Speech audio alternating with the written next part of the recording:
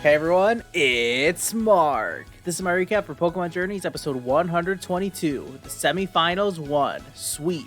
I mean, I don't know how accurate that title is. Leon did not sweep Diantha. I think the Bulbapedia translation may be more accurate because instead of sweep, they use overwhelming victory. Anyways, this was the 1207th episode of the Pokemon anime and what feels like the first new episode in over a month. I mean, Ash vs. Steven was 5 weeks ago, which is kind of crazy. I'm pretty excited to talk about this episode. I know it was a controversial one, so let's get into it.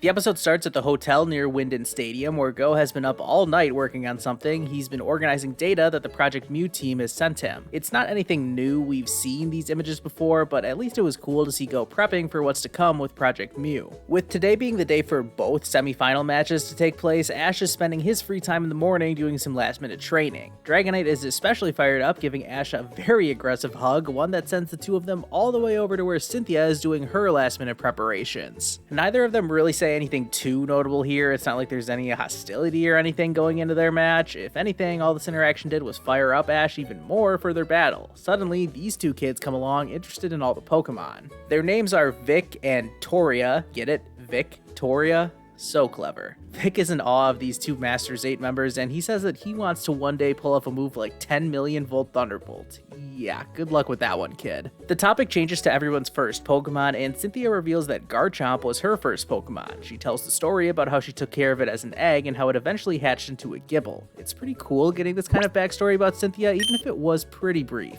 Ash mentions how his Lucario hatched from an egg, and they revisit the story of how Lucario's egg wouldn't hatch no matter who was taking care of it, and that it had been to multiple regions, including the Sinnoh region, as Cynthia says that even she had heard of that mysterious egg that wouldn't hatch. I think this was my favorite part of the episode. I have been dying to hear anything about the backstory of Lucario's egg. I thought it was such an interesting detail that it wouldn't hatch from its egg until Ash came along, and I love that they added into that plotline here, if only a little. Anyways, it's time for everyone to leave, and Toria runs off towards a Gossifleur. I'm sure that won't matter at all, so let's just move on. Oh wait, as soon as they're getting close to Winden Stadium, Vic comes running in trying to find his sister, who got lost. Great. I'm just gonna skip most of this part because who cares? Eventually, they find Toria watching the Gossifleur sing. Right at that moment, the Gossifleur evolves into Eldegoss because why not? And then it just floats away in the wind. Alright, we've spent way too much time with these little kids, so let's just get to Leon versus Diantha already. When everyone finally makes it to Winden Stadium, they are in for quite a shock, as Leon has already defeated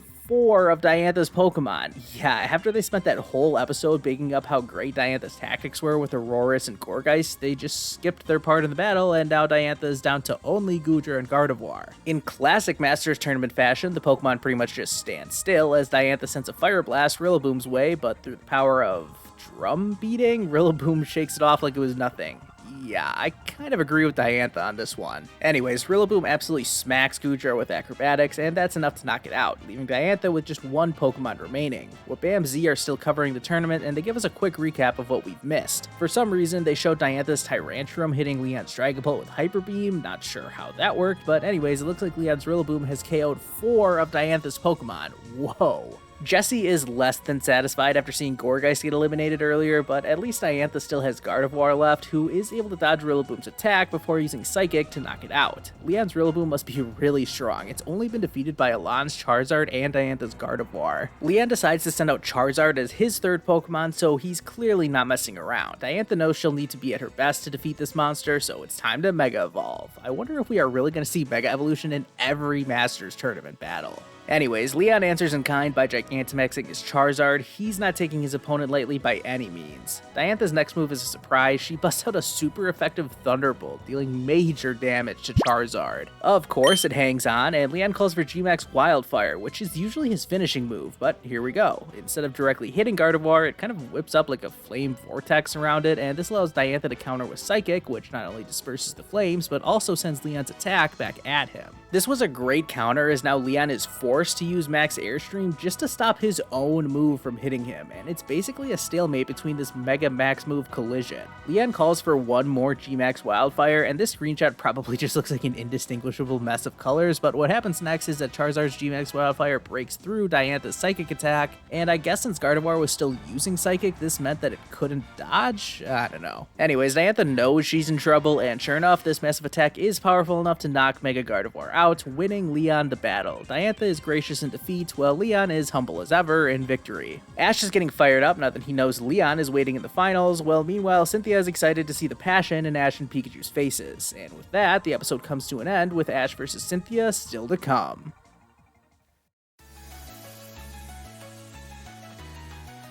I think it's fair to say this episode has caused some strong reactions from the fan base. I think this was a pretty divisive episode for a lot of people, and I have no doubt that a lot of fans were probably feeling like this after watching the episode. I won't be surprised to see the usual suspects coming out in the comments section to leave their negative comments once again. I wonder if those kinds of people are happy when they watch an episode like this. They never seem to get as excited about episodes that they actually like. Anyways, I know not everyone disliked this episode. You can count me in with that opinion. I'll say right now that I actually like this episode. Well, I got a lot of mixed feelings about this episode, I can't lie. Let's start with the positives. I liked how this episode covered a lot of ground. We got a Project Mew update, we got to learn more about Cynthia's backstory, they touched on the detail about Cynthia having heard about the egg that wouldn't hatch. I love that, especially considering how I think it will be Lucario who is the Pokemon to finally defeat Cynthia's Garchomp. Let's dig into the negatives though. I guess I'll start with the whole storyline involving Vic and Toria. I mean, parts of it were good, don't get me wrong, but as soon as we start missing the beginning of Leon versus Diantha to go look for this lost little girl,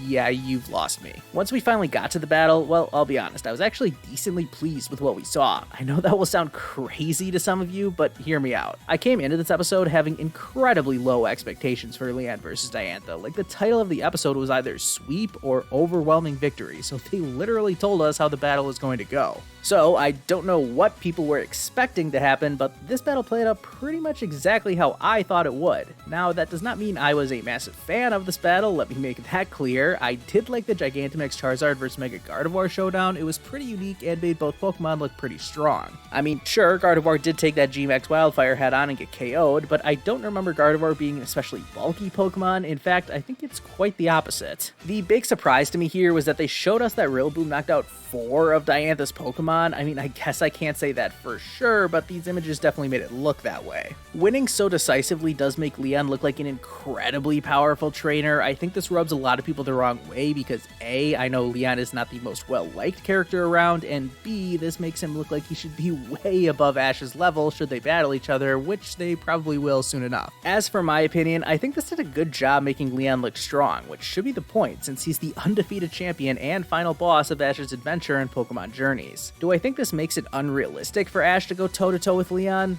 Not really. I mean, this was pretty similar to how they built up Elan in the Kalos League, with him only using 2 Pokemon to make it to the finals, yet Ash was able to defeat 5 of his Pokemon in their battle. Similarly, I think Ash is going to be able to defeat a lot of Leon's Pokemon, but struggle primarily against Rillaboom and then, of course, Charizard. It's not like Leon is getting the Tobias treatment. That guy was on another level back in the Sinnoh League, and I thought Ash put up a good fight against him as well, so I don't know. I guess I don't have much of a problem with the anime making certain characters look really strong. What I do have a problem with is the way this episode basically went against the precedent set by the first round of the Masters Tournament. I remember when I was previewing the Masters Tournament and predicting how it would go, I thought that we would probably only just see parts of the non-Ash battles, kind of like what happened in most league conferences aside from the Alola League. Instead, we had 3 episodes dedicated to the 3 non-Ash battles in the first round. That's awesome. I really like getting to see every battle in full. So why then did they completely go against that in the semifinals? I just think that's bad writing. They give us great battles in the first round and then they just take it away in the semifinals? That's really frustrating to me. I don't know if that's a gripe I have with this episode specifically, or if I should count that as a criticism towards the series as a whole. Like I said before, I have mixed feelings about this episode. I thought there were plenty of things to like in this episode, but I thought it had some big flaws as well. I'm giving this episode a 7 out of 10 rating, and I'm starting to feel like that might be a bit generous. I am still very excited about Ash versus Cynthia though. This episode did a good job setting up that battle, and next week we are finally going to get this much anticipated matchup underway. I don't want to talk too much about it right now. This preview didn't show us that much in all honesty, but I think this week I'm going to try to get a video out previewing Ash versus Cynthia. I want to make a video in the style of that Ash versus Vulcar preview that I did last year, where I go through Ash and Cynthia's history together from past series and how that is going to lead into their upcoming matchup.